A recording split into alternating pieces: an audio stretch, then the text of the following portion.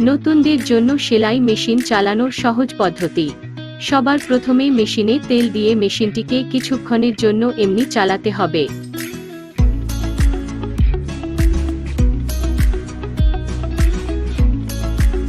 তারপর মেশিনের সেটিংটিকে সেলাই এর জন্য সেট করে নিতে হবে।